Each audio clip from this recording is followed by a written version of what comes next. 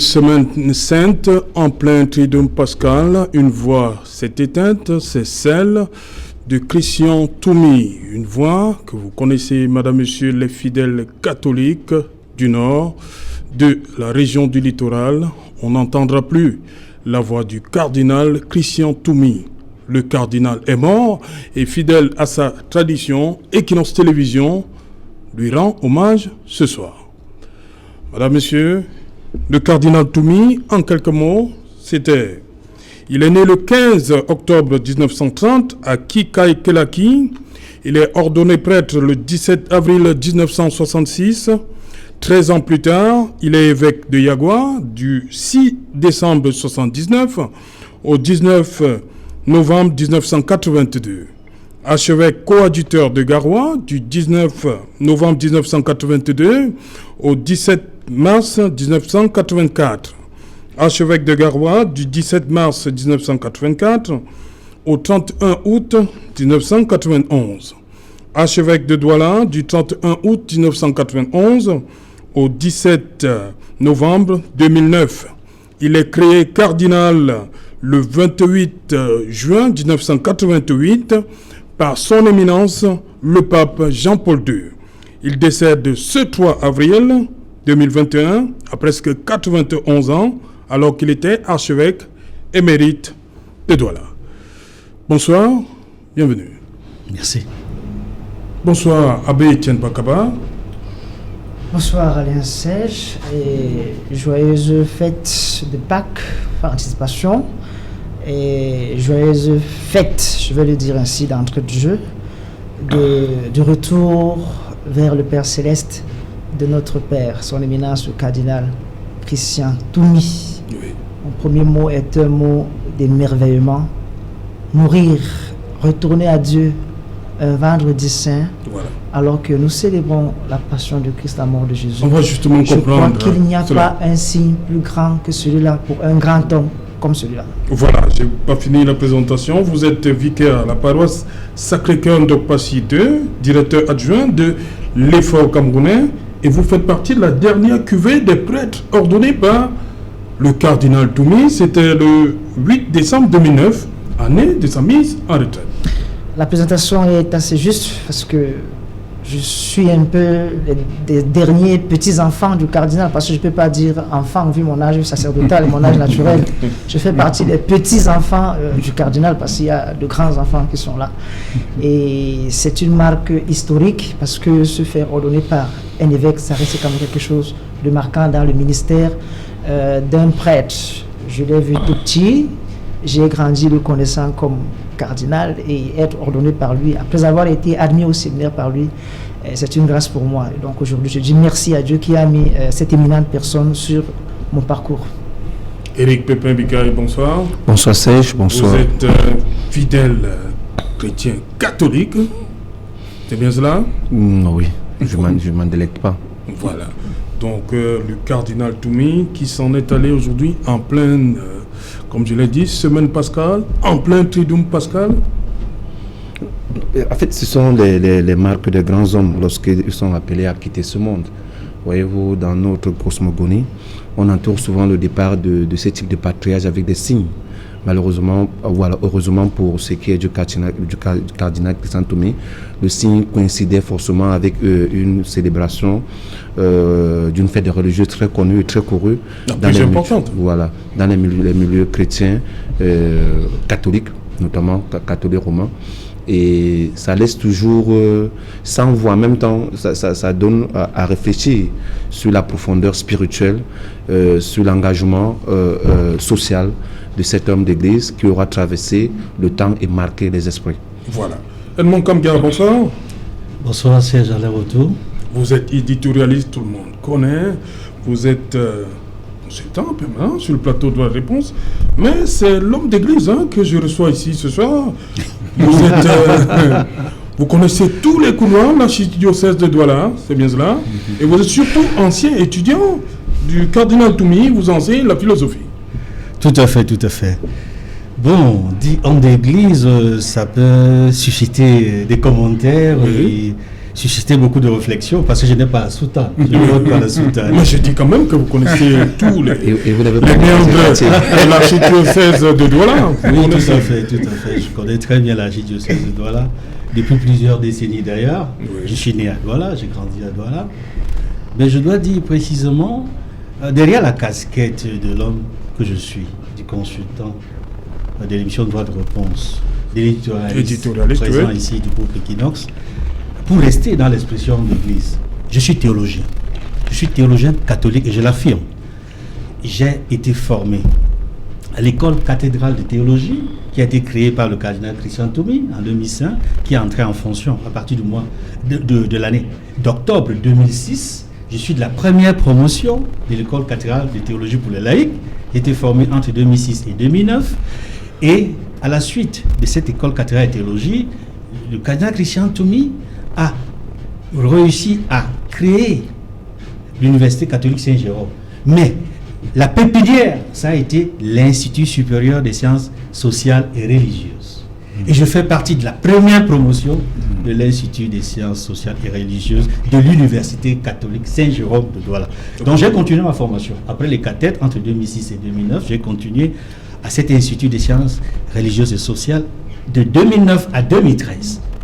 Donc en réalité, je suis ici, je n'aime pas beaucoup parler des diplômes, mais j'ai l'équivalent d'un master en sciences religieuses. Voilà. Ça, c'est la casquette de ce qui me donne la proximité avec l'Église. Mais je vais également donner une autre proximité. On va ajouter, comme vous-même vous l'avez dit, qu'il vous manque seulement la soutane. Oui, il manque seulement la soutane. Puisque j'ai fait 3 ans de philosophie, oui. Et c'est le cardinal Christian Toumi qui m'a donné des cours de philosophie. C'est un métaphysicien. Oui. J'ai fait 4 ans de théologie. Okay. Et 3 ans de philosophie. Et ça, c'est en dehors de mes formations initiales que tout le monde connaît. La diplomatie, le journalisme et beaucoup d'autres casquettes que je ne vais pas énumérer ici. Voilà. Bonsoir Père Ludovic Lado. Bonsoir Serge Alain. Il a commencé à parler de l'université tout à l'heure, mais vous avez travaillé avec le cardinal Toumi parce que vous m'avez dit, lorsqu'on préparait cette émission, que pour vous, c'est un bâtisseur. Dites-nous. Université d'Afrique centrale, Université Saint-Jérôme. Oui. L'empreinte du cardinal Toumi, on la retrouve là-bas. Tout à fait. Il y a lieu de le dire. Donc, je tiens d'abord à saluer la mémoire de ce grand homme d'église, ce grand citoyen camerounais. Je crois qu'il n'a jamais voulu dissocier les deux. Oui. Et comme vous l'avez si bien dit, il est l'un des grands artisans de l'Université catholique d'Afrique centrale. Et c'est là d'ailleurs que je crois ces chemins se sont croisés avec ceux des jésuites, parce que le promoteur de l'Institut, c'est un jésuite, le père Denis Mogenet, qui l'a d'ailleurs devancé il y a juste quelques années. Et c'est avec lui qu'il a d'ailleurs sillonné pratiquement toute l'Europe pour chercher les fonds pour la construction de l'Église catholique et de l'Université catholique d'Afrique centrale à Yaoundé. Et quand j'y travaillais, il était encore grand chancelier. Et donc chaque année, que vous avez été vice-doyen. J'ai été vice-doyen de 2007 à 2012 à la faculté de sciences sociales et de gestion. Et donc chaque année d'ailleurs, il venait dans le cadre des rencontres du Conseil supérieur de l'université, et il avait toujours l'occasion de s'adresser à la communauté universitaire, et c'était des moments très courus parce que comme patriarche et sage, on aimait bien l'écouter. Donc voilà, comme l'ont dit les copanélistes, c'est un baobab qui s'écroule, mais il a eu le temps de former ou de laisser pousser quelques jeunes pousses, et on espère que la relève sera de qualité. Voilà, justement, parmi les jeunes pousses, l'abbé Etienne Bakaba sur le parcours. Etienne Bakaba, je l'ai dit d'entrée de jeu, il a été le cardinal Toumi a été ordonné prêtre en 1966. 13 ans plus tard, il est fait évêque de Garwa. C'est normal? De Yagwa d'abord. De Yagwa. Je dois dire qu'en réalisant un peu l'histoire, puisque je n'ai pas connu le cardinal Toumi, c'est quand même un personnage assez atypique. Oui. Il est un peu comme le pont entre les deux Cameroun. Je crois qu'ils ne sont pas très nombreux aujourd'hui qu'il soit encore en vie. Parce que, à partir de son petit village, à Kikalaki, comme vous l'avez présenté tantôt, son papa, M. Thomas Tomi, qui était un grand commerçant, va du côté de Jos au Nigeria. Il passe beaucoup de temps là-bas sans nouvelles. Finalement, la maman du cardinal, Mama Catherine, est obligée de le rejoindre là-bas. Le cardinal reste un peu seul, donc sa première scolarisation se fait pratiquement sans ses parents. À ce moment, il est resté avec sa grande sœur. Il est obligé d'aller, téméraire qu'il était à la recherche de ses parents. Il rentre dans la caravane des commerçants et il se retrouve ainsi à Jos. Et de là-bas, quand il est là-bas, vers l'âge de 14 ans, il a un de ses amis qui était resté au village là, qui va lui écrire une lettre, lui dit qu'il est en train d'entrer au séminaire. Il se révolte un peu, dit, mais comment celui-là va au séminaire? Moi, je reste. Alors qu'il avait déjà engagé une bonne formation de pédagogue, c'est un pédagogue à la base. Il fait connaître à l'évêque des lieux son intention d'entrer au séminaire. Bon, il est admis au séminaire, mais pour le compte d'un diocèse au Nigeria. Il va d'ailleurs poursuivre cette formation jusqu'à un moment où, après le 1er octobre 1961, il demande à ses parents de revenir au Cameroun. C'était pas facile pour son papa qui était déjà bien installé, commerçant. Et finalement, il accepte. Et quand il va revenir au Cameroun, il va dire à son évêque du Nigeria, je souhaite m'incardiner dans l'église de mon pays, en l'occurrence le diocèse de Buea.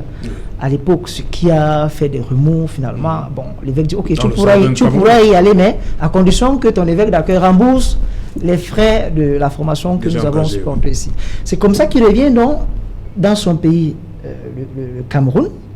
Donc, au départ, il est à Enugu, où il suit la formation au grand séminaire, il revient au Cameroun. Donc, quand je dis c'est une personnalité assez atypique et qui est révélatrice un peu de ce que devrait peut-être être le prototype du vrai Camerounais aujourd'hui, c'est-à-dire, entre parenthèses, des deux ponts, le français et l'anglais. Il revient donc au Cameroun et à l'époque, je crois que c'était Monseigneur Peter Rogan. Julius Peter. Voilà. Peter Rogan d'abord qui le reçoit, et quelques années il est parti, et puis Julius Peters qui prend les rênes. Finalement, quand il est ordonné prêtre, le diocèse aussi éclate. C'est-à-dire que Buea donne naissance à Bamenda. Et là maintenant, c'est les premiers évêques locaux qui sont à la tête de cette diocèse, à savoir Monseigneur Pius.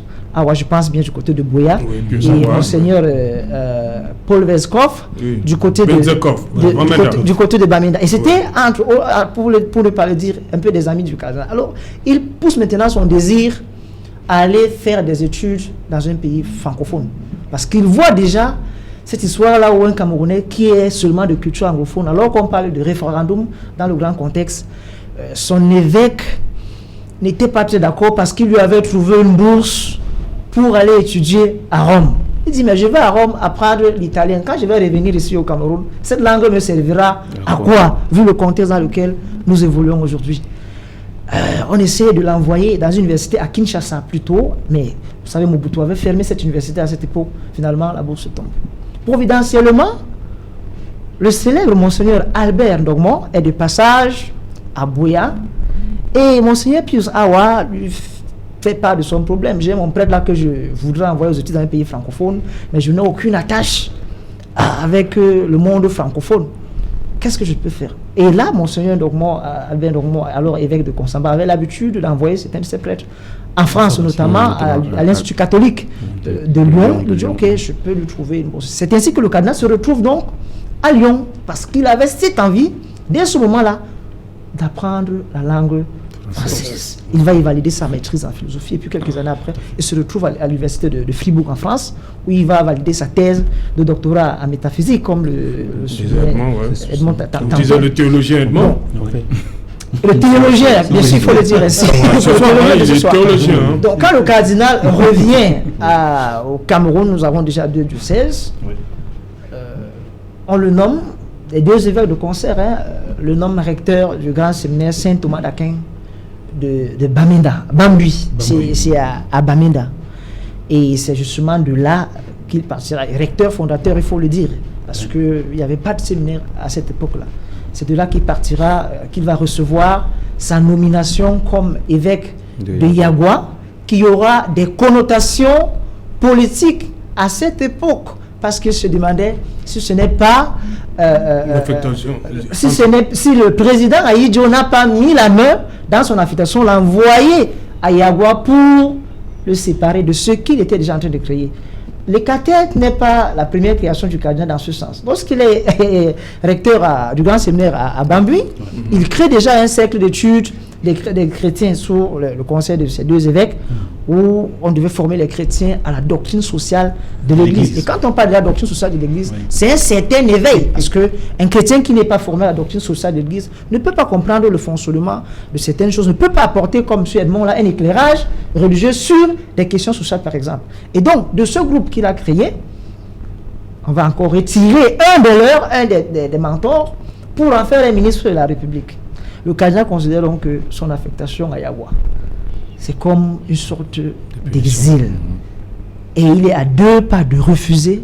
Parce que quand... Donc c'est pas nouveau ce qui arrive ce jour-ci. Non, quand le Saint-Siège vous nomme évêque, vous avez du temps, un temps de discernement pour accepter ou pour refuser. Oui. Donc il va donc rencontrer, disons ça comme ça, ces 2 mentors de l'époque, Monseigneur Pius Awa et Monseigneur Paul Vescoff. Oui, et dit voilà, je ne me sens pas prêt à aller dans ça. Non, on lui dit, c'est une mission du Seigneur.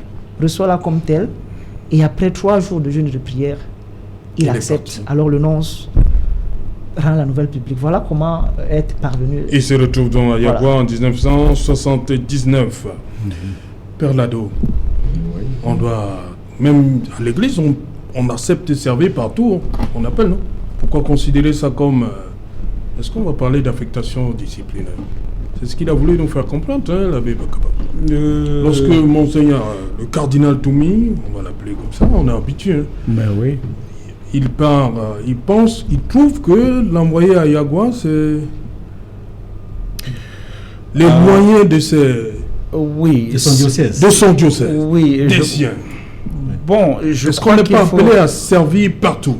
Oui, bien sûr. Quand on devient prêtre, par principe, on peut être appelé à servir partout. Mais dans la réalité, quand vous êtes prêtre diocésain, la norme, c'est que vous évoluez dans votre diocèse. Okay. Et il faut situer ça dans un contexte où la pratique de sortir des prêtres de leur diocèse pour les affecter, ou des évêques ou de leur diocèse pour les affecter, surtout africains, parce que c'est pour les affecter hors de leur diocèse, c'était pas encore très courante. Et donc, on peut comprendre sa gêne, surtout de partir de son diocèse natal pour le Grand Nord qu'il ne connaît même pas du tout, et donc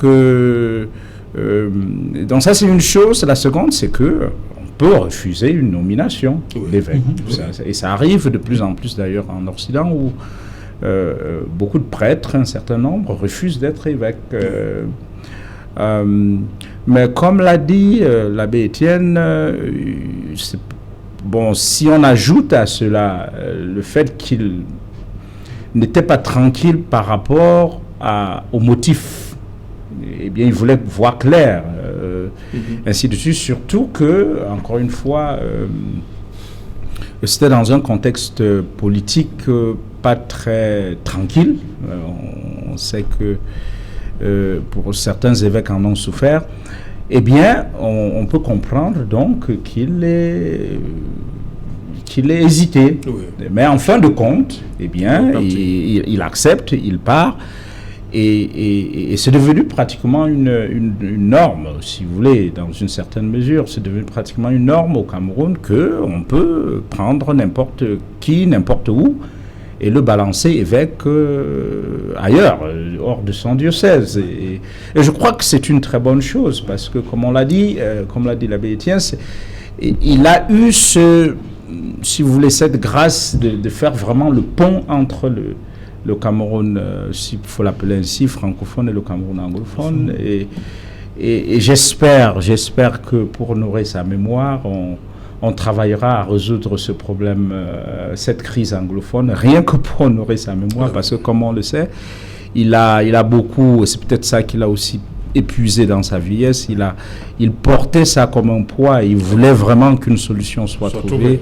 Et j'espère que son retour au père va aider à trouver une solution définitive à ce problème. Donc voilà, il a fait preuve d'un grand esprit missionnaire, parce que bien évidemment, et après c'est Garoua, et après Yagua c'est Garoua, et puis Garoua il vient à Douala. Donc je crois de ce point de vue là c'est un vrai modèle missionnaire. Il y a eu des prêtres qui l'ont fait avant lui, je pense à Baba Simon, ils sont partis de Douala pour le Grand Nord.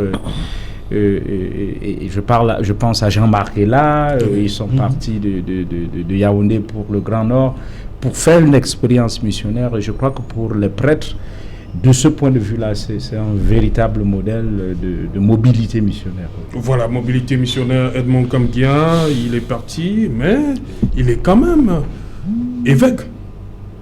On fait de lui évêque, donc c'est quelque part, on ne peut pas bouder le fait qu'il soit promu évêque. Promu évêque, oui. Voilà. Oui. On ne voit plus la distance, on ne voit pas le fait qu'on l'ait enlevé à côté des siens, comme a dit l'abbé Étienne. Il va pour le Grand Nord, mais il est quand même évêque. Oui, ce qu'il faut dire en réalité, c'est que cette situation qui est arrivée au cardinal Christian Toumi, après ses formations en France et en Suisse, parce que c'est des retours de ces formations qu'il est nommé. Donc, on pense et la nomination est arrivée pratiquement de façon très rapide. On pense qu'il peut servir aussi en zone francophone. En réalité, ce qui lui arrive, il n'y avait pas pensé très tôt, mais en réalité, c'est le fruit de ses vœux. Je le dis avec beaucoup de recul.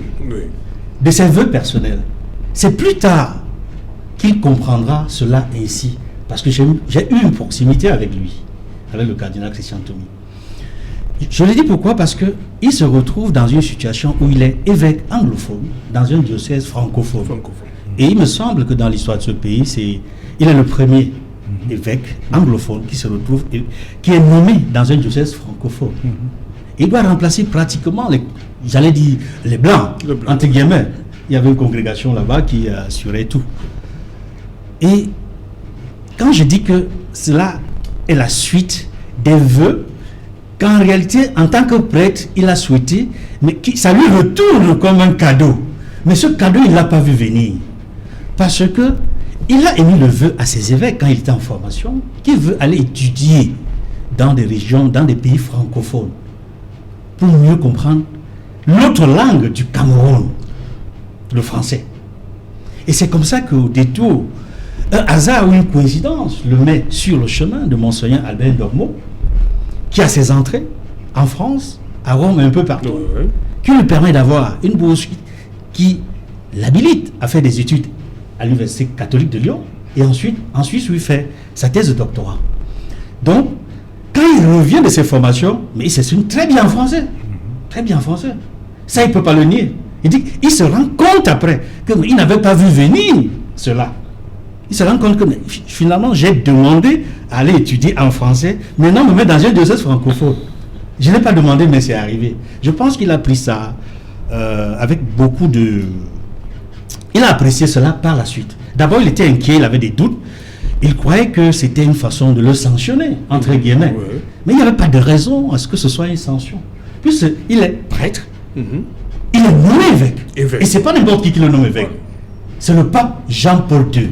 Et cela me permet de donner une petite anecdote ici sur l'histoire de sa nomination. Il est nommé le 6 décembre 1979. Il est ordonné évêque à Rome le 6 janvier 1980. Et ce qui est particulier, c'est que ce jour-là, le pape Jean-Paul II n'a ordonné que 3 évêques. 3 évêques qui viennent de 3 continents différents. Naturellement, l'Afrique, le flambeau est tenu par Monseigneur, par le cardinal Toumi. Le cardinal Christian Toumi était, j'allais dire, le Balthazar, parce que les 3 mages, il y avait les 3 mages, et il avait donné un nom à chacun des évêques qu'il ordonnait. il y avait un évêque qui est africain, le cardinal Christian Toumi. Oui. Il y avait un évêque qui avait été ordonné, qui est européen. Européen, cardinal Martini. Il y avait un évêque qui était asiatique. Le cardinal Copa. Tout à fait. Il leur a dit, vous êtes mes 3 mages. Et je peux vous dire que l'histoire des 3 mages dont parlait Jean-Paul II va se poursuivre dans je dirais, dans l'épiscopat de ces 3 évêques qui ont été nommés ce 6 janvier 1980. Pour ne pas trop en parler, je vais achever ce point précis en faisant un lien entre le décès de Saint Jean-Paul II. Je dis bien Saint Jean-Paul II, puisqu'il a été déclaré bienheureux, il a été béatifié, il a été canonisé, il a été sanctifié, il est devenu saint. Rappelez-vous, pour ceux qui ont la mémoire fraîche, il est décédé le 2 avril 2005. Jean-Paul II est décédé le 2 avril 2005. Et le 3 avril. Le 2 avril 2005, à 21h et poussière, dans la nuit du 2 avril 2005. Dans la nuit. Et le cardinal Toumi décède dans la nuit du 2 avril au 3 avril 2021. Et le cardinal Toumi était l'un de ses marches. Je crois que le décès du cardinal Toumi, en période de Triduum Pascal, un vendredi saint, et dans cette nuit du 2 avril au 3 avril, quand je fais le lien avec Saint-Jean-Paul II... C'est l'octave pascal, là, hein? C'est l'octave pascal. L'octave, c'est-à-dire le samedi avant le dimanche de la miséricorde. Tout à fait. Je crois que Saint-Jean-Paul II l'a accueilli, est peut-être le premier à l'avoir accueilli avant qu'il ne retrouve le Père. Ok. Je voudrais quand même, je voudrais rapidement restituer, parce que la nomination du cardinal Ayagwa, c'est très important. Oui. Quand le cardinal revient du Nigeria, il demande à son évêque d'aller faire le séminaire à Yaoundé, parce qu'à Yaoundé c'est francophone. Et on dit mais ça a des allures politiques. Voilà comment l'évêque lui dit pour le moment, non, on va chercher autre chose, on te cherchera. Donc, c'est parti de là. Donc, son intention d'évoluer dans le monde francophone était une intention prophétique. Oui. Parce qu'il ne faut jamais oublier que la vocation du prêtre est une vocation surnaturelle.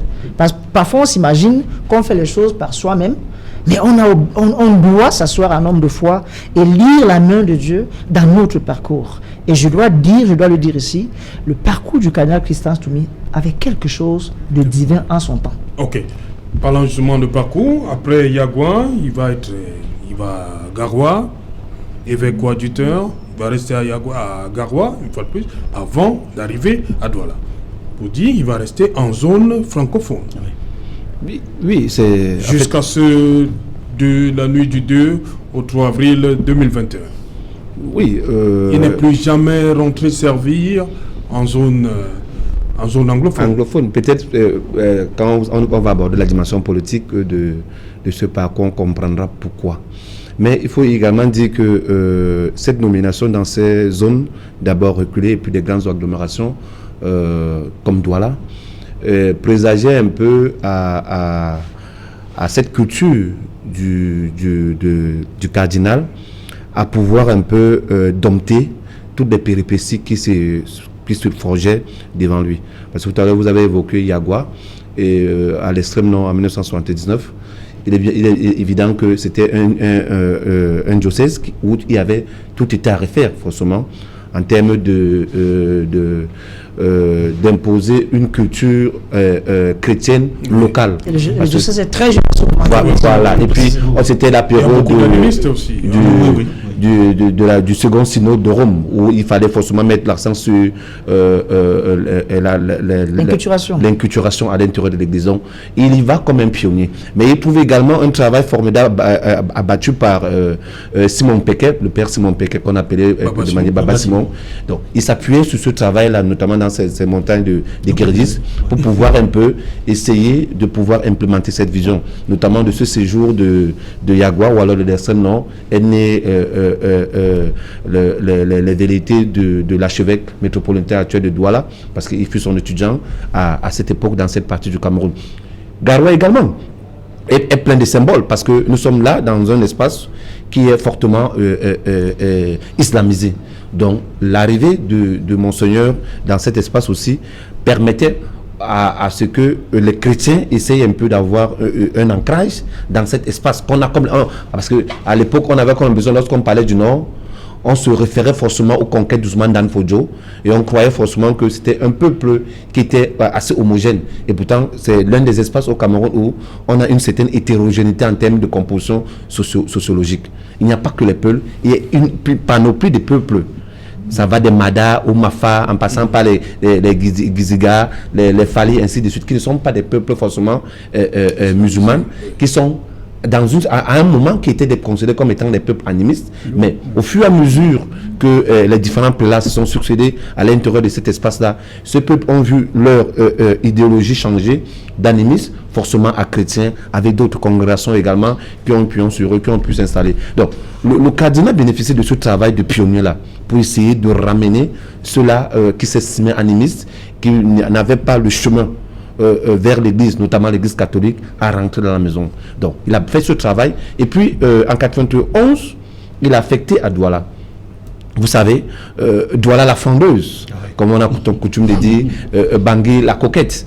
Donc, Douala a cette particularité que c'est une ville qui est bouillonnante, qui est intenable, même sur le plan religieux. Elle est fortement en pleine dynamique. Et lorsqu'on y est, on est forcément également comme étant un pionnier, comme un roi mage, comme Edmond le signalait tout à l'heure. Donc, de 91, pratiquement en 2009, vous voyez qu'il y a également eu une traversée. C'était pas du tout un long fleuve tranquille. Parce que la société de Douala également a connu son émiettement, notamment du côté de Déa, qui s'est constitué en archidiocèse, si je ne me trompe pas. Je passe sous le contrôle des pères qui sont sur le plateau. Donc, mais cet éclatement-là n'a pas fait en sorte que l'archidiocèse du Douala allait lâcher du lest par rapport à la nouvelle archidiocèse qui était née. Il fallait tout continuer à encadrer pour que la flamme continue à prospérer dans cet espace. Donc, bon. Et maintenant, si on évoque un peu la période 91-2009, vous voyez que à Douala, c'était pratiquement la foi était partagée entre la vie politique et la vie religieuse. Et le cardinal, il faut le dire, a traversé ce temps-là en laissant de son savoir-faire, mais en jouant son rôle qui était celui de protéger les personnes faibles. Okay. Parce qu'il ne faut pas oublier que beaucoup de ceux-là qui revendiquaient un certain nombre de choses se retrouvaient toujours sur les ailes du cardinal et il ne s'en délectait pas de les renvoyer. Il jouait toujours ce rôle-là. Voilà, on va revenir après parce que le journal, c'est dans un instant une page de pub et ce sera le 20h du samedi et après, ce sera et qu'il en soit la suite.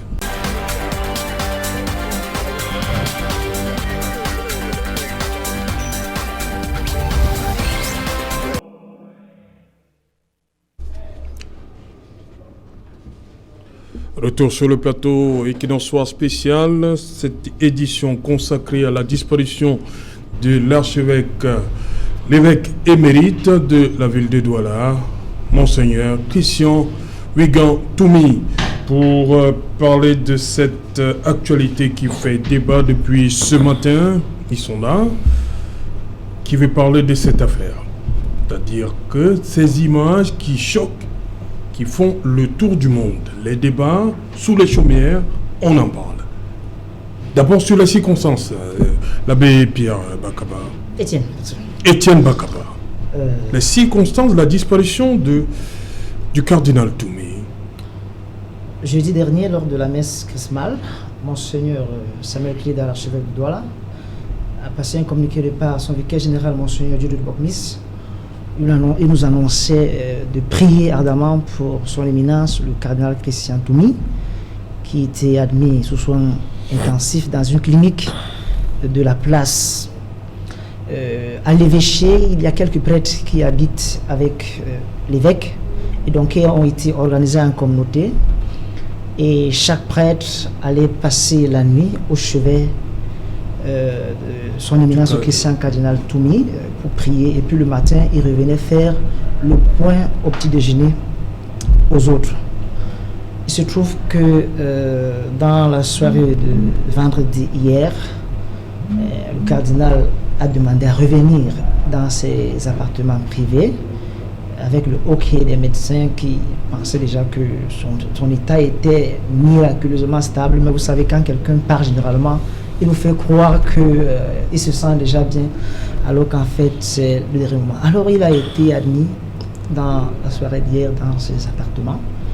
Et là, à l'évêché, quand je parle des appartements, il s'agit de l'évêché.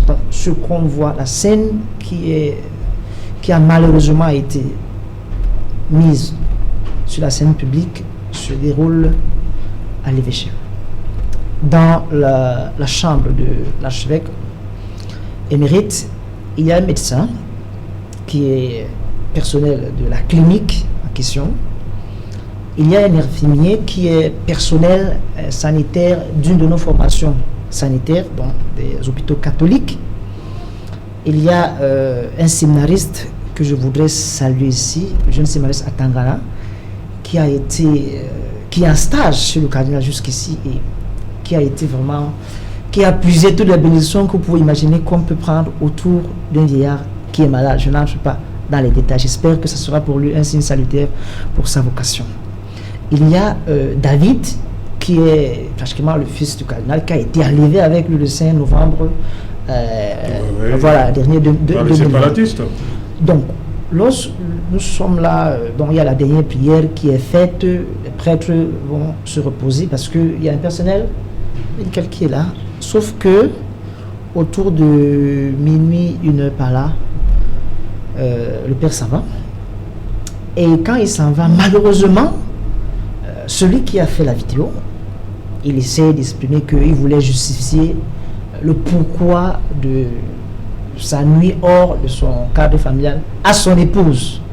Et donc il aurait malencontreusement fait, je ne le justifie pas, cette vidéo, pour la passer à son épouse. Je dois dire, sans le justifier en aucun cas, que c'est quelqu'un qui est connu dans nos institutions sanitaires parce qu'il s'est suffisamment occupé de plusieurs prêtres malades. Quelqu'un qui C'est lui qui fait la vidéo? Oui. C'est de lui que vous parlez? Oui, l'infirmier qui fait la vidéo, qui est de très bonne moralité d'ailleurs, mais on est quand même surpris que, malheureusement, qu'il ait un peu, qu'il ait gravement violé la déontologie de son métier. Et on comprend le courroux qui est le nôtre, qui est de tous qui ont vu la vidéo.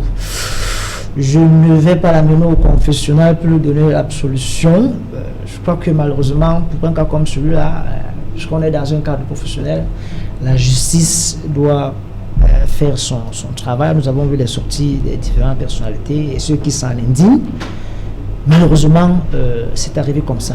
Mais le cardinal, il faut le dire, il est mort, il est rentré vers le Père dans les conditions les plus dignes possibles. Et je crois qu'il ne pouvait pas avoir mieux que cela. Et cela me laisse peut-être conclure avec ces paroles de l'Évangile selon Saint Jean. Si le grain de blé tombé en terre ne meurt pas, il reste seul. Mais s'il meurt, il donne beaucoup de fruits. Je considère que le cardinal, il n'est pas mort. C'est un grain de blé pascal qui a été ensemencé. J'espère que nous qui sommes encore là, ses petits-enfants, ses enfants et même ses congénères, nous saurons tendre la main vers ces pêches pour continuer à être des prêtres utiles pour notre nation, pas seulement pour l'Église. Merci Abbé. Cette formule, je crois, elle a été reprise dans Germinal par Émile Zola. Voilà, Edmond Kamga, pour vous, cette image, ou bien vous voyez l'homme, l'artisan, l'homme qui voulait à tout prix que le conflit dans le nord-ouest et le sud-ouest trouve une solution et qui a demandé à être reçu par le président de la République, malheureusement. Un mot rapide sur les images pour dénoncer l'usage qu'a fait celui qui a filmé le cardinal Toumi dans cette circonstance particulière. C'est indigne, c'est contraire à l'éthique et à la morale. J'ai écouté le co-panéliste tout à l'heure, l'abbé Bakaba, préciser comment ça s'est passé, mais j'estime que la raison invoquée pour justifier ta présence, pour justifier le fait de filmer le cardinal dans cette condition ne peut pas se justifier. C'est inadmissible. On ne filme pas une autorité morale pour faire plaisir à une épouse. Je dis non. C'est indigne. Et je souhaite que la justice puisse faire son travail et que les responsables qui ont fait ça, qui ont commis soient sévèrement sanctionnés. Maintenant, sur la crise anglophone, je dois le dire, parce que j'ai eu l'occasion, depuis plus de 30 ans, aux côtés de Cardinal, à l'interviewer, à l'aider même à publier des ouvrages, à relire des ouvrages, même à être co-auteur de certains ouvrages avec lui, que la crise anglophone est malheureusement la dernière croix qu'il a portée jusqu'à sa mort. Il a souhaité, de bout en bout, organiser la conférence générale anglophone. Malheureusement, le gouvernement et le chef de l'État ne lui ont pas permis d'organiser la conférence générale anglophone qui aurait permis d'avancer suffisamment pour que nous parvenions à un cessez-le-feu. Je crois que c'est l'une des choses avec laquelle il est parti avec une saveur amère. Maintenant, pour nous autres qui sommes encore vivants, je voudrais dire que le cardinal Toumi avait une haute idée du Cameroun. Il avait une haute idée surtout de la jeunesse camerounaise. Il a toujours dit, soyez optimistes. Il souhaitait que le Cameroun d'aujourd'hui et de demain soit meilleur que le Cameroun d'hier et des spasmes et des guerres que nous connaissons aujourd'hui. Et je crois que une des dernières leçons qu'il nous a prodiguées aux Camerounais, c'est une leçon d'espoir, d'espérance, la nécessité, quelles que soient les circonstances, de dénoncer les injustices, de prêcher la vérité, d'être solidaire et de faire en sorte que nous vivions dans une société où le tribalisme sera repoussé le plus loin possible, dans une société où nous serions plus frères qu'autre chose. Et je vais chuter en lui rendant un vibrant hommage pour tout ce qu'il a apporté au Cameroun, à l'Afrique et au monde entier. Et je salue le grand homme d'église. Je salue le premier et l'unique cardinal camerounais. Mais je salue davantage l'intellectuel. Et j'ai eu le privilège et l'honneur de me faire préfacer cet ouvrage en 2003 par le cardinal Christian Toumi, le journalisme du carton, carton rouge. Réflexion et chronologie des années orageuses. Et dans sa préface, il conclut, je voudrais le citer, un message à l'endroit des journalistes camerounais. Il dit: un journalisme démocratique n'est pas celui qui bénit indifféremment tout et tout le monde.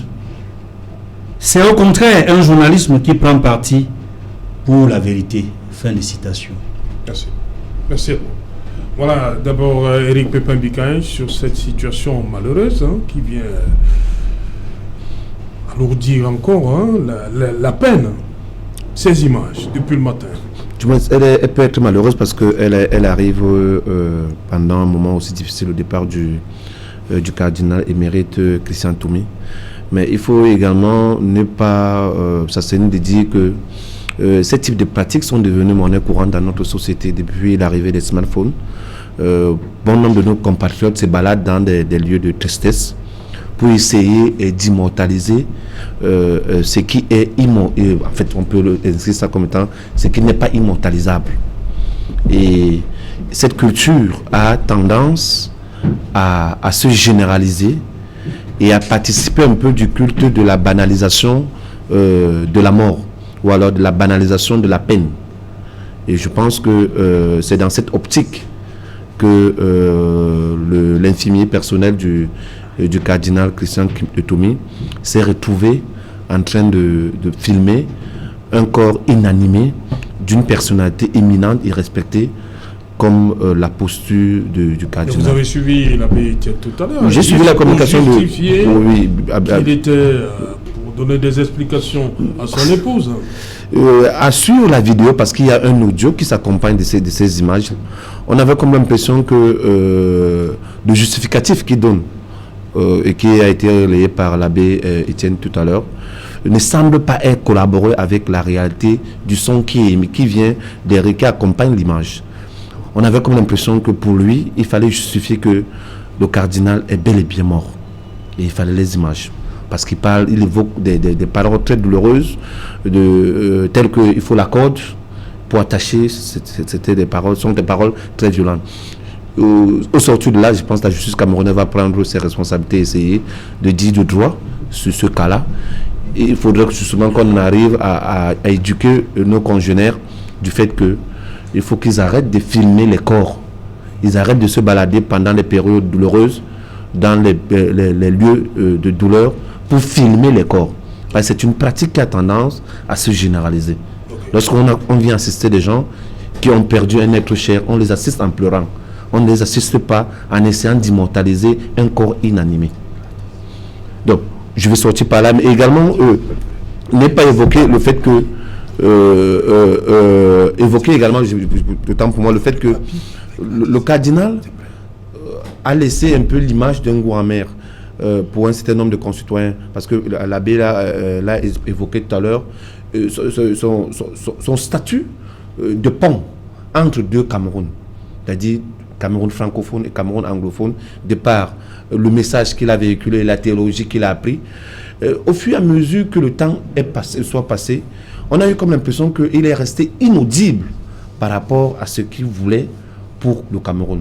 D'un côté, du côté anglophone, il était perçu comme quelqu'un qui était un collabo des francophones. Du côté francophone, il était perçu comme quelqu'un qui était un soutien des anglophones. Bref, il est resté un peu comme le marteau et l'enclume. Okay. Quelqu'un qui veut la paix d'un côté et qui n'est pas compris de l'autre. Ok, merci. Père Ludovic Lado, est-ce que ces images viennent ajouter encore plus à la douleur? Oui, bien évidemment. Je crois que ça a déjà été dit. Je ne vais pas revenir sur ce malheureux incident, parce que bien évidemment, on n'avait pas besoin de ça du tout. Et je crois qu'il faut en tirer les leçons pour nous tous d'ailleurs. Il faut qu'on apprenne à respecter la dignité des vivants comme des morts. Et donc c'est vraiment un geste regrettable qui est inadmissible et injustifiable. Mais je ne voudrais pas sortir sur cette note triste, oui, parce que bien évidemment en Afrique, quand on meurt à cet âge-là, on ne pleure pas, mais on célèbre la vie d'un patriarche, parce qu'il entre dans l'ancestralité. Il rejoint les ancêtres, et les ancêtres ont, n'est-ce pas, le devoir de veiller sur les vivants. Et j'aimerais donc sortir en rappelant ou en citant cette phrase de Sainte Thérèse de l'Enfant Jésus, qui est morte d'ailleurs très jeune, et qui, avant de mourir, a dit « Je passerai mon ciel à faire du bien sur la terre ». Et donc, mon souhait, et je l'adresse directement à notre ancêtre, le cardinal Toumi, je le prie de passer justement son ciel à faire du bien au Cameroun, surtout en ce qui concerne la recherche de la paix. Il n'a pas pu l'avoir de son vivant, mais dans une logique de foi, nous croyons que quand on accède à ce nouvel état dans lequel il se trouve actuellement, on est plus efficace que quand on était sur terre. Et donc, voilà, c'est mon vœu et je le lui adresse. Et je souhaite que tous les Camerounais qui le pleurent deviennent automatiquement comme lui des artisans de paix pour que justement nous puissions perpétuer sa mémoire d'homme de pont, d'homme de paix et que, encore une fois, le Cameroun retrouve la paix. Ok, merci Père Ludovic Lado. On accueille Charles Dicam. Charles Dicam, bonsoir. Bonsoir Serge Alain Goutou. Bonsoir mes companélistes. Voilà, quand vous dites cardinal Christian Toumi, vous pensez à quoi? Cet homme-là qui voulait à tout prix la paix dans le nord-ouest et le sud-ouest? Bien l'homme qui... J'ai la chair de poule rien qu'à l'évocation de son nom, parce que le chrétien catholique que je suis perd un guide, le guide. Cet homme n'a pas pu faire tout ce qu'il aurait voulu pour notre pays. L'occasion ne lui en a pas été donnée. Je voudrais d'ailleurs en profiter pour savoir si le gouvernement de la République s'est déjà manifesté depuis son décès. Parce que j'entends des voix venir de partout. Mais là où il aurait fallu qu'aux aurores, ce soit lui qui nous annonce la mort d'un concitoyen aussi éminent que celui-là, ils sont encore malheureusement en retard. C'est dommage.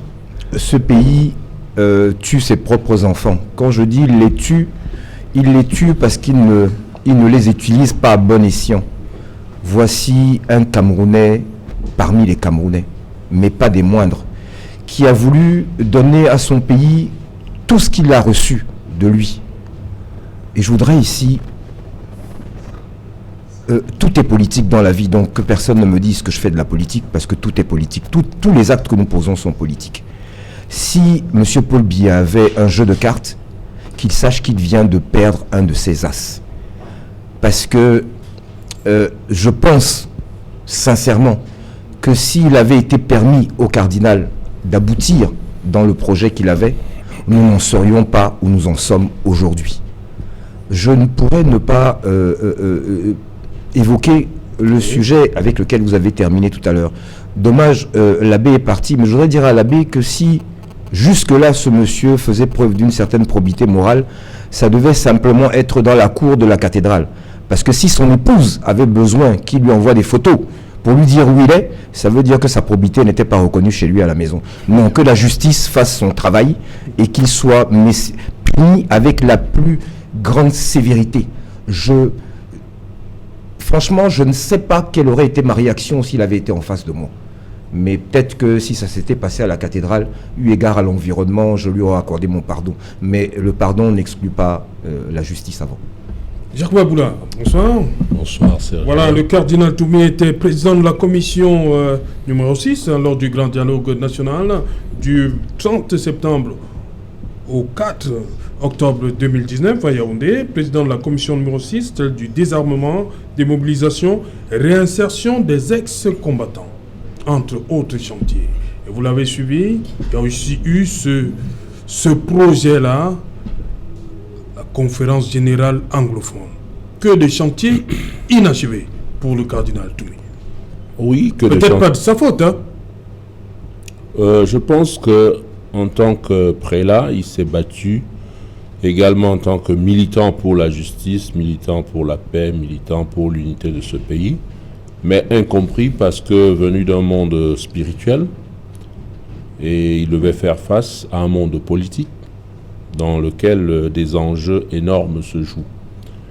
Mais ceci dit, je pense que nous devons garder de lui un homme qui a donné toute sa vie pour nous montrer le chemin de la justice et de la vérité. Aujourd'hui, en sa mémoire, ce que je voudrais dire, inutile de verser des larmes, car toute sa vie, il vous a demandé de déposer les armes. Et la seule façon de nous réconcilier avec lui serait que nous déposions les armes, afin que revienne la paix pour laquelle il a donné son âme.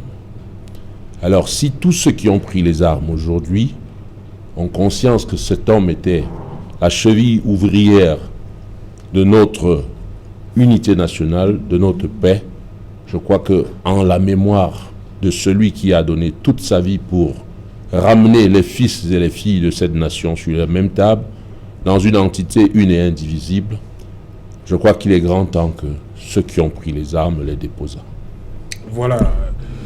On va donc faire un tour du côté de la cathédrale Saint-Pierre et Paul de Moundandibon à Douala où nous attend Gladys Sidje. Les lampions se sont éteints de ce côté-là. Gladys Sidje, Dani Warenzede. L'église porte le deuil. Un berger est monté au ciel. Ce rituel qui est effectué ici, à la cathédrale Saint-Pierre et Paul, c'est une tradition des samedis de veillée pascale. Un feu de camp est allumé à l'extérieur. Les catéchumènes déjà installés vont prendre la lumière de l'extérieur pour l'intérieur. Tout simplement parce que les lumières du temple sont éteintes en guise de deuil. Je vous le disais, c'est un rituel de samedi de veillée pascale. Mais la mort de son éminence, le cardinal Christian Toumi, attriste davantage les fidèles catholiques. Par petits groupes, ils sont réunis à la cathédrale Saint-Pierre et Paul. Ils évoquent les souvenirs de l'homme. Pour certains, les moments qu'ils ont passés avec lui, et d'autres n'hésitent pas à écraser une larme. Ils sont partagés pour la plupart entre un sentiment de joie, la joie de le voir partir durant cette période, qui est tout de même une période forte pour l'Église catholique, mais davantage cette séparation. Les chrétiens catholiques ont du mal à réaliser véritablement que son éminence, le cardinal Christian Toumi, s'en est allé. Pour plusieurs, ils avaient l'impression qu'il était immortel, mais que non, le Seigneur en a décidé autrement. Et donc, la période s'y colle. Le Seigneur Jésus-Christ qui a été crucifié hier va ressusciter. À minuit exactement, les fidèles pourront chanter « Hosanna, Hosanna, il est ressuscité ». Mais l'ambiance ici à la cathédrale Saint-Pierre et Paul de Douala est lourde pour Equinox Télévision. Dani Warenzede, Gladys Sidje. Merci Gladys Sidje et Dani Warenzede depuis la cathédrale Saint-Pierre et Paul, Bonadibon, Douala. Welcome, Dr. McAnthony. Thank you very much, Serge-Alain. Voilà, moi j'entre avec cette, on va le dire, le cardinal aimait à le dire, ceux qui prétendent que je suis séparatiste se trompent. What does that mean? You know, the cardinal as an individual, in relation to the fact that he was, to put it in a generic word, an Anglophone. Yes. Had this, should I say, this desire to make things happen for his people. But a lot of persons do not actually understand him, especially those of the French expression. Some of them thought because he is, struggling to solve the problem, he should be an Amba. Because to an extent, a lot of persons believe now in Cameroon that when you speak English, then you should be an Amba. So that is where he stood to make that statement that you are mistaken if you consider me to be one. Because he is somebody who is a fighter for justice. If I can say something concerning this man, you know, I've been thinking things. For the short time that I've gotten to know him, I have come to realize that he's a man, not only a man who wants to speak truth, but a man who wants to see justice, a man who wants peace, a man who today we can identify him as an icon, a man whom we can consider him as an, should I use the word legend? And above all, I will tell you this, Mr. Search. This man we are looking at today, gone. Some people believe that he's dead, but in Africa we don't believe in dead. We believe that people get to rest and or they enter the other world. The same way in the Christian belief, we don't believe that people die, because we believe that when you close your eyes, you get to rest and you wait for the general resurrection. He, as an individual now, to the Roman Catholics, we could say he has joined the saints. To Africans, we will say he has joined the ancestors. So while others are mourning that a man is dead, some of us, we are celebrating that we've gotten a sense in relation to the Catholic perspective, and others traditionalists and Africans are saying that we have gotten an ancestor because he has passed into the realm where he can. I heard the priest Ludovic saying that. The Père Lado. Yeah, he says he prays that he should use his eternal rest to intercede for Cameroon. The problem du Cameroon. Yes, you see, that's the mindset where the Catholics believe that once you die, you can still intercede. That's the same mindset where Africans believe that when you die, you can still intercede. That's why when somebody dies, they go pouring libation and in doing all that. And so I want to say that he is somebody whom we will forever respect. He's somebody whom Cameroonians should in every way struggle to emulate his style of life. He was an individual who never held himself when he saw injustice being meted on anybody. It doesn't matter who the person was. He made sure he intervened. He was ready to give his life in order to make sure that Cameroon returns to peace. Okay. It was just unfortunate that in trying to organize the All Anglophone Conference, he was not given the opportunity to make sure that he talks to his people in order to bring them to a place where they could have comprehension and let peace return. I want to say that if the situation is degenerating today in Cameroon, it is one of the reasons is because they refused giving him the opportunity to present that. It's true that he made his proposals during the national dialogue. He made proposals about 400 pages and handed to the Prime Minister, but that was not what he actually could have done if he gathered the Anglophones on the table. It would have been different. And so not giving him that opportunity till he died to have gathered those people. On a vu le maire de Bouillard, le regretté mémoire, s'opposer à la tenue de cette conférence générale anglophone. That's true. That's very true. You see, I asked the question, who was a mayor to have rejected what could have brought not just the people of Boya together, but Anglophones generally. So I knew that there was a force behind him, not just the words of mayor. There was more to that. So it means that it was coming from somewhere greater. So we look at that not just from the lower. Thank you. On va permettre d'abord à Charles Dicam qui va nous quitter dans un instant. Vous vouliez dire quelque chose avant de partir? Je voudrais dire que nous avons coutume, quand un des nôtres a atteint un certain âge, de dire que nous allons plutôt le célébrer plutôt que le pleurer. Alors, je voudrais qu'il en soit ainsi à propos du cardinal. Il a atteint un âge vénérable. Il a posé des actes pour son pays, pour sa nation, à nul autre pareil. Et que la meilleure manière que nous ayons de lui rendre hommage, c'est de le célébrer, de célébrer sa vie, de retenir de lui qu'il a profondément aimé son pays. Et si vous avez suivi les reportages pendant le journal, il a fait référence à ce qu'on nous enseignait quand nous étions un peu plus jeunes dans les écoles primaires et maternelles. Il est temps que les Camerounais se réapproprient leur patrie. Quand nos enfants vont apprendre à partir de 3 ans ou 4 ans ce que c'est qu'une nation, ce que c'est qu'une patrie, peut-être qu'on aura gagné beaucoup. Beaucoup. C'est ce que je voulais dire. Voilà, merci Charles Dicam d'avoir accepté une fois de plus notre invitation. C'est moi qui vous remercie. Voilà, Pascal Famecon, le cardinal Toumi était tellement attaché à cette paix-là dans le nord-ouest et le sud-ouest qu'il en a même payé pour sa liberté, parce qu'il a été kidnappé le 5 novembre 2020. Oui, Serge, je commencerai déjà par dire que peut-être il faudrait parler au père de la nation d'ailleurs, peut-être, pour dire, ça trottine dans ma tête depuis que j'ai appris cette nouvelle de la mort du cardinal, peut-être un jour de deuil.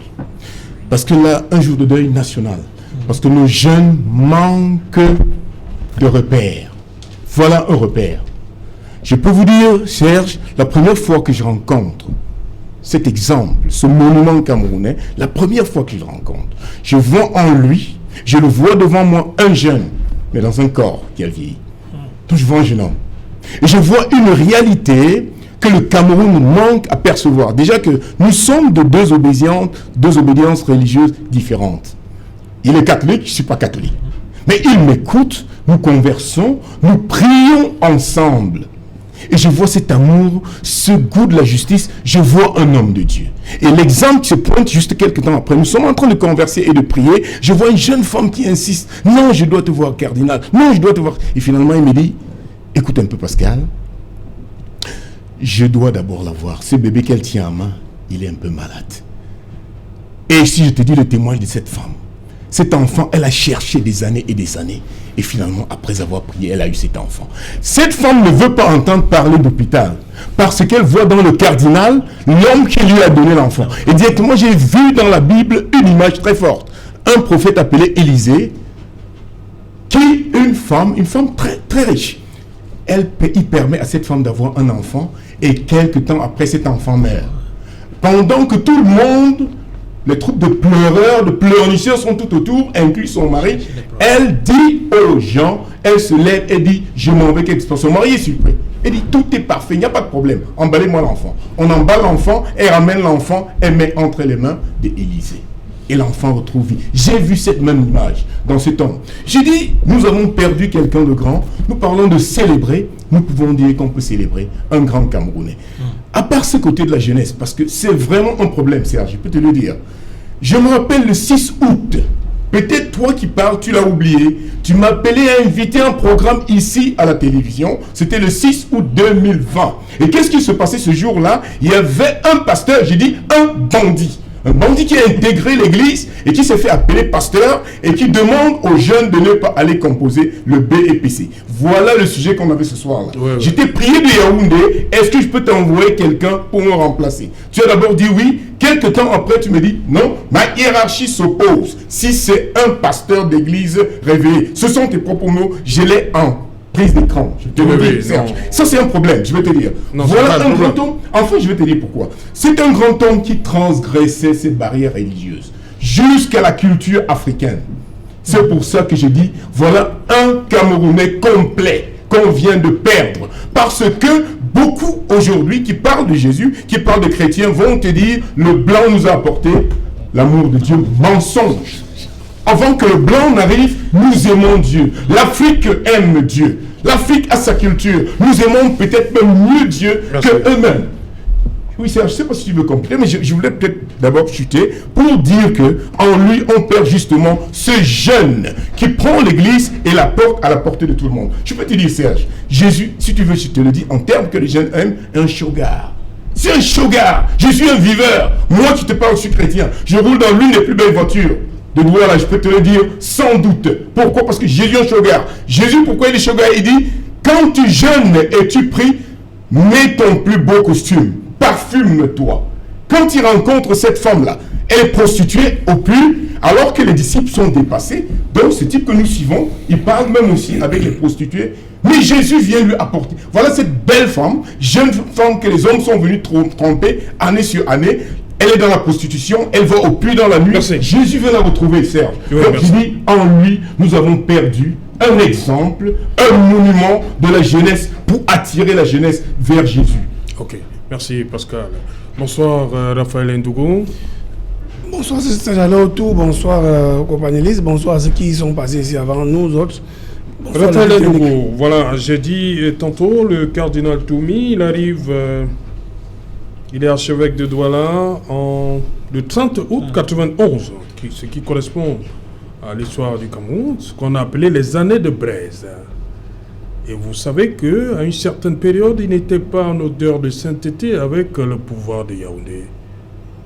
Parce qu'il a dit qu'il regarde l'être humain sur le plan spirituel et sur le plan social. Oui. Pendant que l'État, c'est le contraire.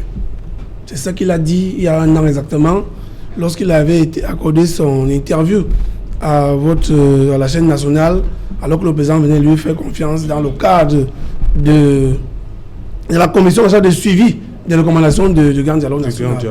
Alors, ce monsieur, avant de répondre à cette question, il est mort un jour que nous étions en douleur, nous autres chrétiens, c'est-à-dire ce qu'on appelle vulgairement Vendredi Saint.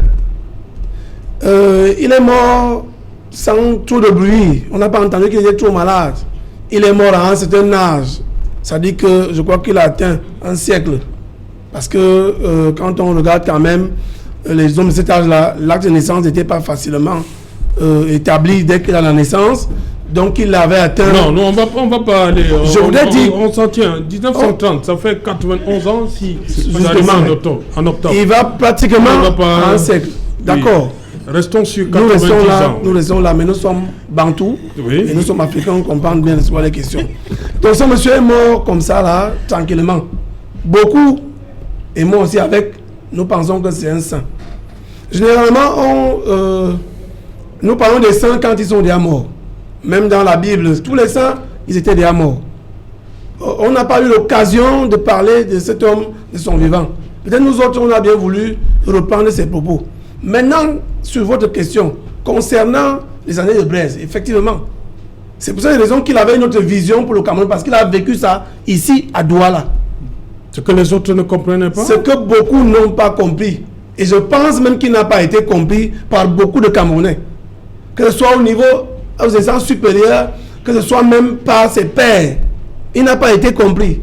Parce que justement, à ces années-là où la démocratie arrivait, où il fallait batailler, il fallait des marches à gauche et à droite, il était dans la ville de Douala. La ville, même cette fameuse ville de Douala, où il y a eu tout ce que nous connaissons. Non, fameuse, ce sont les mots français. Ce n'est pas pour maudire la ville de Douala. Je ne suis pas en français. J'allais dire que cette ville mythique de Douala, qui a vu égorger Douala Mangabel quand même. Donc, c'est pour dire quoi? C'est pour dire que ce monsieur-là, ce père-là a vu tout cela. Et quand il faisait des propositions, 30 ans après au Camerounais, beaucoup ne comprenaient pas. Pourquoi? Parce que lui, un homme d'église qui voulait s'exprimer, qui voulait dire ce genre de choses, il y avait des administrateurs coloniaux de l'époque. Celui qui était gouverneur à l'époque, paix à son âme, ceux qui connaissent l'histoire connaissent. Alors, ça veut donc dire quoi? Ça veut dire que c'était un prélat qui, 30 ans après, avait la capacité de dire, si nous allons ici, voilà ce qui peut arriver. Si nous allons là, voilà ce qui peut arriver.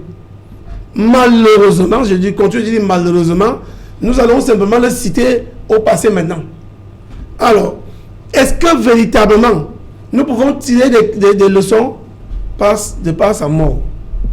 Parce qu'on sait qu'il y a des moments où on nous dit, tel a été tellement malade, c'est l'arrêt cardiaque, et ainsi de suite. Je n'ai pas envie de revenir sur ce que vous avez demandé, vous posez question comme question aux autres. Ceux qui ont fait ça, comme nous sommes à la période pascale, il faut mieux les pardonner. Ceux qui ont pris la peine de prendre les images de sa dépouille, je suggère à ceux, puisqu'ils ont déjà été arrêtés, je vous le dis clairement ici, il vaut mieux qu'on pardonne ces gens-là qui ne savaient pas ce qu'ils faisaient. Parce que Jésus qui dit, pardonne-leur, car ils ne savent pas ce qu'ils font. Donc, qu'on pardonne à ceux-là. Maintenant, est-ce que nous allons pouvoir... Vous dites, Raphaël Ndougo, on doit leur pardonner parce que c'est la semaine pascale. Oui. Si ça n'avait pas été semaine pascale, on n'aurait pas pardonné. Au-delà de la semaine pascale, c'est parce que l'homme qui meurt, c'est un saint. Et donc, ceux-là l'ont fait pensant qu'ils voulaient démontrer aux gens que la véracité de la mort du Péla. Je dis encore, vraiment la main sur le cœur, que les équipes, on les a arrêtés, je vous le dis clairement. Il vaut mieux qu'on pardonne à ces gens parce qu'ils ne savaient pas ce qu'ils faisaient. Maintenant, pour conclure sur la question que vous m'avez posée, je vous assure clairement que les Christians Toumi, nous ne les aurons plus dans les prochaines années. Ça dit que 50, 60, 100 ans qui vont suivre. Ils seront rares. Parce que je vous assure que lorsque quelqu'un est en face de vous, la parole étant sacrée, ce monsieur, à chaque fois qu'il prenait la parole, il avait des conseils, il y avait un certain nombre de choses qu'il prodiguait, qu'il disait aux gens. Mais les gens ne comprenaient pas. Dois-je dire ici qu'il parlait comme Jésus-Christ? Ce n'est pas à moi de répondre à cette question. C'est ceux-là même qui l'ont suivi. Parce que justement, aujourd'hui, nous pensons que c'est le Péla qui est mort. Mais je voudrais vous dire que ce monsieur n'est pas mort. Pour la petite, peut-être pas pour ironiser, pour dire qu'il y a 2 jours, les partis politiques se sont retrouvés à Yaoundé, dans le cadre du toilettage du système électoral. Lui meurt 1 ou 2 jours après. Je le dis ici solennellement qu'il ira avec ces doléances, ces propositions de ces partis politiques et les autres acteurs politiques et de la société civile. Que ceux qui tiennent le pas continuent, quelqu'un a trouvé ces gens-là pour faire des propositions, parce que c'est le Cameroun qui restera debout. Ce n'est pas une affaire de Christian Toumi est décédé, ce n'est pas une affaire de Raphaël Ndougou et des autres. C'est le Cameroun qui doit rester debout. Ce monsieur-là a voulu. Ce pays-là a voulu que le Cameroun reste debout et qu'il y ait des changements par rapport à ce qu'il lui a vécu ici il y a 30 ans. Dans la ville de Douala, puisque vous parlez de 1991, quand il arrive ici. Parce que c'était véritablement le torchon brûlé ici. Ça allait dans tous les sens ici. Donc je crois que véritablement nous devons dire ce monsieur. Vous dites que c'est parce qu'il a vécu ça, donc il essaie de comprendre les problèmes, mais pourquoi on le taxait donc de rebelle? Eric Yombi viendra nous dire davantage tout à l'heure. Il était incompris par le gouvernement, le système. Il a été incompris parce que lui, il regardait l'être humain sur le plan social et sur le plan spirituel. Ce qui est contraire à ce qui nous dirige. C'est ce qu'il dit, si vous suivez son interview en question. Donc, et les autres avaient l'impression que lui, il était perdu. Il faisait la politique. Il y en a qui pensaient qu'il tirait contre le régime. Ce n'est pas toute personne qui tire contre le régime. Lorsqu'on a des propositions positives, ce n'est pas tirer sur le régime. On peut même donner des propositions en démontrant ce qui n'est pas bon. Ce n'est pas parce qu'on est contre le régime. Et justement, lui, il voulait mettre l'être humain au devant de la scène. Parce que si nous voulons diriger, si nous voulons commander, nous ne pouvons pas commander les arbres, encore moins la forêt à vierge. Nous devons commander des hommes. Et si nous voulons commander ces hommes-là, malheureusement, ce sont des êtres humains. Et lui, il regardait l'être humain sur le plan spirituel et sur le plan social. Merci Raphaël Ndougou. Merci bien, c'est à l'autre. Voilà, merci Raphaël Ndougou. Le maire Jacques Maboula, le cardinal Toumi, très actif, je vous l'ai dit, il y a eu 2 tentatives d'organiser cette conférence générale anglophone. Vous pensez qu'il part avec ce sentiment-là, le goût d'inachevé? Je crois que le terme revient toujours, le cardinal, c'est incompris. On peut l'interpréter comme ça. Pas incompris, je crois que c'était un homme pleinement engagé dans sa cause, dans sa lutte. Et il s'est dit, là où les politiques ont échoué, les hommes d'église peuvent réussir. Raison pour laquelle il donnait toute l'énergie pour que enfin on puisse s'asseoir et discuter. Enfin, ces enfants puissent comprendre le message qu'il avait pour notre pays. Je me souviens encore, quand tout le monde disait le grand dialogue national, c'était un monologue. Oui. Sa réaction était étonnante. Il dit, comment un monologue? Oui. Alors que les partis s'expriment. Donc, c'était un homme qui donnait toute son énergie pour qu'on puisse se parler. Et c'est ça l'ennui quand on est au milieu d'une cause où il y a les passions. Les passions divisent, mais il restait au centre, en équilibre. Les anglophones pensaient qu'il était un homme du régime. Voilà, un pion du régime. Et le régime pensait qu'il était un homme de la cause sécessionniste. Ce qui n'était pas vrai. Il essayait juste de ramener la chose au milieu pour que le pays reprenne sa place. Et je crois qu'il a donné. Ce n'est pas là ce qu'on vit un peu partout. Il y a, comme on dit de manière triviale, il n'y a pas de neutre. La neutralité est difficile parce que même le Christ a dit les tiers. Un camp vous classe toujours, de l'autre on vous met toujours dans un camp. C'est très difficile. Oui. Et j'ai pu vivre cela personnellement. Quand vous recherchez la vérité, les gens sont partagés autour de votre position. Et c'est parfois difficile parce que notre pays ne sortira de cette crise que si nous restions en équilibre entre la vérité, qui est que nous sommes tous fils et filles de ce pays, et qu'il n'y aura jamais de division parce que nous sommes extrêmement mélangés en termes de sang et d'accent. Ce n'est plus possible. La seule chose qui va permettre au Cameroun de sortir vainqueur, c'est le sens de la justice, le sens de l'égalité de chance, de la juste répartition. Et c'est ça qui va nous réconcilier. La gouvernance doit devenir au service de l'intérêt général au nom des intérêts particuliers. Parce que c'est ça qui fait le problème aujourd'hui. Il n'est pas normal, par exemple, je le dis toujours, que des députés aient voté en assemblée et a validé en assemblée un SMIC de 32 500. C'est moins que le plein de carburant d'un pick-up. Ce n'est pas acceptable. il faut qu'on revoie les choses au sens de la dignité humaine dans ce pays. Et je crois que pour avoir côtoyé le cardinal Christian Toumi lors du grand dialogue national, c'était moi mon cardinal qui était en train de parler avec moi. J'étais sorti enrichi en tant que militant parce que j'ai vu en lui beaucoup plus le militant des droits de l'homme, le militant de la justice, le militant des libertés, le militant de l'égalité des chances, le militant de la bonne gouvernance, le militant de la réforme du système institutionnel camerounais. Et pour ça, je dis, j'ai côtoyé un grand homme lors du grand dialogue national. Repose en paix, et j'espère qu'il y aura cette paix.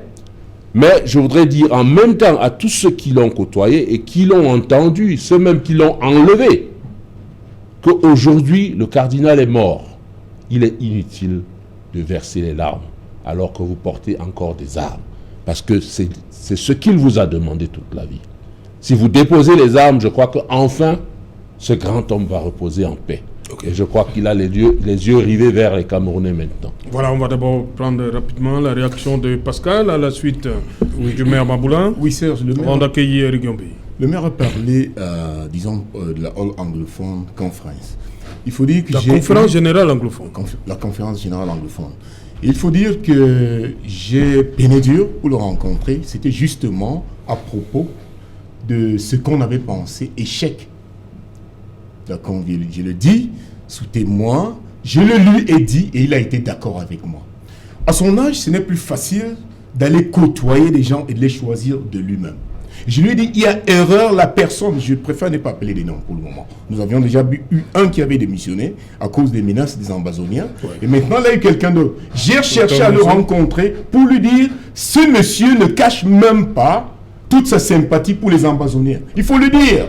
Et c'est ce qui a fait du côté du gouvernement commencer à mettre... Le gouvernement n'a jamais été contre la All Anglophone Conference. Mais à son âge, avec des mauvais conseils, il s'est retrouvé dans cet état et ça n'a fait qu'être envoyé jusqu'à échouer. Mais j'aimerais te dire une chose, si tu me permets un peu, Serge. Pourquoi est-ce que nous pleurons beaucoup en ce moment? Nous avions un projet de perspective citoyenne en ce moment, où d'ailleurs nous voyons l'arrivée de Serena Williams, et puis de Eddie Murphy, qui est notre frère camerounais, d'un ancêtre camerounais de Nanga et Boko, qui vont venir inaugurer un monument historique à Bimbia. Bimbia, c'est à Limbe, environ 10 km de Limbe. Et nous l'avions mis en tête des personnalités à rencontrer. Nous ne savons pas pourquoi nous avons renvoyé. Nous voulions qu'il nous délègue un jeune prêtre avec qui nous allons travailler pour parachever l'œuvre, le rêve, la vision qu'il a eue pour ce pays. Parce que comme vient de développer le maire, vous savez, Serge, nos enfants, regardez-les. Dites-moi vraiment quel angle d'avenir ils ont en ce moment. La jeunesse, quand vous prenez peut-être de 20 ans à 25, 26 ans, il y a des moments où j'arrête la voiture. Parce que vous voyez un jeune homme de 25, 26 ans, il marche des kilomètres avec une chaussure d'occasion, même pas neuve. Les sandalettes sont toutes trouées et vous le regardez, il va peut-être avoir un diplôme en poche. Voilà des choses qui lui faisaient mal. Voilà des choses qui lui faisaient mal et qu'il ne faudrait pas que notre génération arrête là, qu'on continue. Je vais chuter en disant l'unité. On ne peut rien faire sans unité, Serge. Nous avons un pays où les musulmans sont là-bas. De l'autre côté, au sud, nous avons les chrétiens, les catholiques. Déjà ne s'entendent pas avec les autres églises que vous appelez, je m'excuse, des églises de réveil. Non, il faut l'unité. Et dire aux nos enfants, nous servons un Dieu de paix. Cela s'est vu dans un seul verset. Je vais chuter par là. Dans Jean chapitre 3. Vous avez, je suis finalement. La deuxième fois que vous chutez, on fait pas mal au pied. L'avion a eu quelques. Oui, rapidement. Donc, je conclus par Jean chapitre 4, verset 24. Il y a une femme qui vient voir Jésus, qui commence à lui parler de tous ces écarts religieux. Jésus chute et l'arrête en lui disant, Dieu est esprit. Dieu est vérité. Ceux qui l'adorent en esprit et en vérité. Okay. Ça suffit. Merci. Musulmans et tout cela, si c'est dans l'amour, c'est Dieu qui parle. Merci. On accueille Eric Gombi. Eric Gombi, bonsoir. Bonsoir. Bonsoir également aux copanélistes et bonsoir à nos téléspectatrices et à nos téléspectateurs. Eric Gombi, vous avez justement devant vous un exemplaire d'un magazine très connu à l'époque, à une certaine époque. Le cardinal Toumi, le rebelle, c'est bien cela? Oui. Alors, que notre cadreur nous fasse le plaisir de... Oui, allons-y. C'est une certaine époque. Oui. Pourquoi il était... On demande, cherche-t-il le pouvoir? Oui, c'est après les années de Blaise. C'est une interview donnée en août 1990 à Jean-Baptiste Plaka et Célestin Monga. Et dans les propos qui reviennent là, ces deux journalistes disent notamment, je cite, « Cardinal, tu déranges ». Ça, c'est la première chose qui est dite. La deuxième, le cardinal dit, où il y a les opprimés, l'Église doit être présente. Alors, si je prends ces deux éléments et je les mets ensemble, nous comprenons profondément que le cardinal était un homme qui était profondément attaché à ce qu'on appelle la doctrine sociale de l'Église. C'est tout simplement cette perspective dans laquelle s'inscrit l'Église catholique romaine à s'exprimer sur les questions de société, à prendre position sur les questions de société. Et lorsque le cardinal Toumi est envoyé en août 90 à Douala, il faut déjà comprendre... Il faut déjà comprendre qu'il avait un passé qui parlait déjà pour lui, sortant de Yagua et également de Garoua, où il avait déjà évidemment des prises de position contre certaines autorités de la ville. Donc lorsque le Vatican demande au cardinal de se retrouver à Douala, c'est parce qu'on sait que l'homme, dans sa contenance intellectuelle, sociale et spirituelle, il va énormément jouer dans le jeu politique du Cameroun et de Douala. Ce n'est pas pour rien qu'il a envoyé à Douala. Il a envoyé à Douala parce qu'il va peser lourdement. Lourdement parce qu'il avait déjà pesé où il se trouvait. Donc ce n'est pas une surprise de voir par la suite le cardinal qui a énormément marqué la vie politique camerounaise. Il n'est pas surprenant d'avoir vu le cardinal également dans cette question anglophone qu'il a porté vraiment de bras. Malheureusement, il n'a pas pu atteindre ses fins, mais il a fait ce qu'il a pu avec les moyens qu'il avait. Docteur Akumobo, je l'évoquais avant que vous n'arriviez, il voulait tellement la paix dans ces deux régions au point où il a même été victime de kidnapping. That's the issue. You know, earlier as I was speaking, I said a lot of people actually will not understand him. Some people feel like he took one side because they looked at him from the normal physical viewpoint. He's a man of the church, not a man of the society per se. And so he has a view of man, an anthropological view which is different from that of the journalist. And so when he looks at man from the position of a being that is related to God. It's a spiritual being. And so he believes that for this man to actually have influence over his society, it needs to be balanced. And that is where peace actually reigns. Peace can only be when there is balance. And since he stood from that point, a lot of people were looking at him like, oh, this guy, he's not for us. Because some people want him to be for them. For example, the government wants him to be for the government. Why the Ambazonian boys want him to be for them. And he cannot be for anybody. Because he is for God. And being for God, he is looking for ways to bring the two sides together. That's where peace can reign. But you see, Yaoundé will say, this man, you are more of Ambazonia, because he sees, let me say these words. When truth is found, whether it is in darkness, it remains truth. And it takes a bold individual to speak truth to the face of darkness without fear. And so when he speaks this truth, some people take him for an enemy because he is speaking truth. I was shocked when he spoke one time that there will be no Ambazonia. They say, hey, this man is against us. No, he was not against them. He's speaking from a point. He's standing somewhere and looking. So the people will not understand him, Serge. They will not understand him. So that is why you could see when he went, he was accompanying the phone of Saul, who is his phone. Mm-hmm. He was kidnapped along with the phone. He suffered it in their hands. Why should you, who says you are fighting for a people, kidnap a servant of God? You just touch something you should not touch. And that is wrong. First, at that age, I want to speak like a Pan-African is an African. There is a particular age you do not deal with as an African. That man was in his third age and he was kidnapped by the same people who call themselves his children. In fact, grandchildren. That was desecration. That was the worst step that they ever took.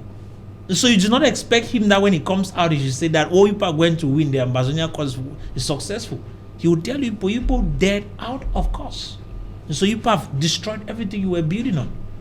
And so, with such... Est-ce que c'est parce ce qui a contribué à sa relance quelques heures après? Peut-être parce qu'ils ont réalisé qu'ils avaient commis un impair. Yes. Oui. It is but obvious that they looked at it and they realized that we were not supposed to even take this kind of man. And they made videos to pretend that, okay, we did not do him any harm. Oui. But you had already kidnapped him. That was kidnapped. It was wrong. And so, search, coming to the direction of the government, there are individuals that were pointing fingers. Cameroonians in general.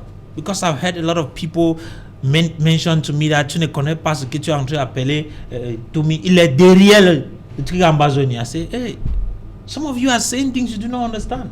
That is a man of the church. He does not have a point, a position. I said on this platform one time that if the Catholic Church will have a voice over this nation, it needs to step out of division and stand, have a neutral ground. That neutral ground is a place where Cardinal Tumi was standing. And that is why, even in the church, there were priests, in quotes, that will speak against him. That's individual position, not doctrinal position. Okay. In the doctrinal position, they are united. When it comes to opinions, social opinions, there were individuals who did not see along with him because the thought might be, because I'm coming from this tribe, I should take the position of those who are coming along with me from the same tribe. No, that's not the way it's supposed to be. Okay. You are supposed, I want to say, this man is an example that a lot of people should copy. I want to give you two reasons before you take over the mic. First, it is not long ago that he was initiated as the fall of his village. He took an honorary title, or let me say a title, a noble title, in his Nsok tribe, making him a traditional title holder in his village. Why being a man of the church? You see, a lot of people will judge that and condemn him, saying that he is somebody who is pretending to be a Christian and went back to be traditional. No. African tradition in its roots is not evil. It is our misjudgment of the practices and the way we were inculcated, in fact, what we were taught to believe. But he saw that long ago. He struggled to, don't forget, he is a person who fought to establish, to make the Catholic Church get to a place where it can start teaching, bringing the culture of the people right into the church. Okay. Where you could sing even in your dialect in the church. He is the one. And secondly, as a man of the church, he did not say that because I am a priest, I should allow political issues to politicians. Once you are a priest, you have a global knowledge of things. Excellent. You can intervene in political issues. Because I hear today in our nation, I heard a minister once said that the church should remain for the church and politicians should stay with politics. That is wrong. A churchman has every right to be fully involved in the political life of the nation because he is the voice of the voiceless. He is the eye of those who do not see. He speaks truth to power. And so when you do that, a lot of people want to misjudge you. But I think that the Cameroon government, as well as any government in Africa, should realize the importance of men of God. Okay. I'm talking this and shooting and telling you that today we also lost a priest, an archbishop in Kampala, Kizito, Archbishop Kizito, who is the Archbishop of Kampala. We also lost him today. He was also an outspoken individual like Toumi. Ok, thank you. Voilà, on fait un dernier tour de table rapidement en 30 secondes. Qu'est-ce qu'on retient donc de... Since you're saying that you don't have a lot of seconds. To say something back to what you are just developing, which is very important. Actually, Cardinal Toumi, this country is going to lack to see that man. Miss him in one point. He was of all the religions. Yeah. Because that's what a man of God should be. It was that man that you see in John 3:16. God so loved the world that he sent his only begotten to the world. That Jesus praying in John 17:15 says, don't take them out of the world. That way Cameroon is going to miss Cardinal Toumi. Churches get together with all the Muslims. People. Don't exclude yourself. Jesus was never away from people. He came towards people to help people to get peace, to live socially together, to get things together, to pray for the government, because that's an important thing. People, the government didn't get him. Cardinal Toumi was praying for the government to get better ways from the people, not against the government, not against Amazonian, not against the youth, but that all together we can build. Now to land, as you said, always to land, Serge. I'm going to say something. Don't laugh. I'm not saying you laughing, but I'm saying I'm going to land now, just to say something. Please, let all together get to an experience of unity. You will see what this country is going to become. Cameroon is leader. And the whole world, not even only Africa, the blacks are waiting. I always like to take that image of Serena Williams wearing our dress yellow, green, red, yellow. That's a message. All these black guys lost there in the States. They want to know the land, to come back to the land. And Cameroon can do that. Okay. I land here, sir. Merci. Eric Yambi, pour vous, qu'est-ce qu'on retient de l'homme? On pourrait retenir du cardinal Toumi que ce fut un républicain. Quelqu'un qui était au-dessus de la mêlée, sans parti pris, bien qu'étant prélat. Il a exprimé ses idées avec conviction. Il s'est énormément battu pour que le Cameroun soit un. Et bien entendu, il n'a pas toujours été compris. Et le détail que j'aimerais apporter, c'est qu'il vient à Douala en tant qu'évêque, juste après les propos du chef de l'État qui disait en 91, la conférence nationale, je le dis et je le maintiens, est sans objet. C'est donc dans ce contexte qu'il est arrivé à Douala et il a pesé de tout son poids dans le débat politique. Parce que républicain, il le fut et il a maintenu cette position. Et cette position également dans la perspective de l'unité du Cameroun. C'est à ce titre, bien entendu, qu'il s'est battu au sujet de la crise anglophone. Voilà, le maire Germain Poula pour terminer. Je retiendrai de lui un grand homme. Un grand homme qui a donné toute sa vie au service de la République, en se servant des outils qu'il avait, les outils de la foi. C'est ce qu'on appelle la foi en acte. Je retiendrai de lui également ce message qu'il a porté quand la crise a commencé, lors de ses premières médiations. On peut imaginer des civils sans les armes, mais on ne peut pas imaginer une armée sans les armes. Et il a invité les civils qui avaient pris les armes à les déposer pour que nous puissions discuter. Aujourd'hui, je crois que ce message devrait retentir encore plus fort à tous ces civils qui ont pris des armes, afin que le cardinal n'ait pas mené un combat en vain. Et aujourd'hui, son message doit nous parler tous. Il s'est battu pour la justice, il s'est battu pour la liberté, il s'est battu pour la démocratie, il s'est battu pour la vérité et l'égalité de chance. Nous devions, à son exemple, poursuivre ce combat, quel que soit ce que cela va nous coûter, parce que le cardinal a donné sa vie pour nous. Il est temps que nous nous montrions à ce cardinal qui ne s'est pas battu en vain.